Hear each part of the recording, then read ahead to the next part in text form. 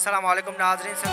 जो स्लो जारी है तमासा जाम नवाज़ अली मां ख़बर शेकंदालो जाम नवाज़ अली थाने जे हदगोट गोलासन खासकेरी में खासकेली बिरादरी जे बिन दुर में माल जे बैल तां जेड़ो थी पयो जंहिंमें हिक ॿिए मथां शीती फायरिंग करे ॾिनी जंहिंजे नतीजे में हिकु ॼणो निज़ाम खासकेली मौक़े ते फौत थी वियो जॾहिं त गोली लॻण सबबि ॿ ॼणा हुज़ूर बख्श खासकेली शबीर खासकेली ज़ख़्मी थी पिया आहिनि। इतला ते जाम नवाज़ अली पुलिस वाक़िआ ते पहुची ज़ख़्मी ऐं फौती जो लाश तहवील में वठण बाद जाम नवाज़ अली अस्पताल आंदो जिते हिक ॼणे जी नाज़ुक हालत हुजण सबबि हैदराबाद रेफर कयो वियो आहे जॾहिं त पुलिस हिक ॼणे खे ज़ख़्मी हालत में गिरफ़्तार करे वरितो आहे जॾहिं त जाम नवाज़ अली अस्पताल में डॉक्टर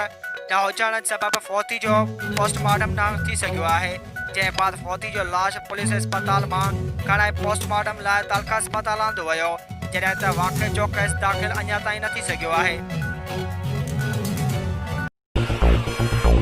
वधीक ख़बरूं ॾिसण लाइ विज़िट कंदा असांजी वेबसाइट www.sindhujraknews.com।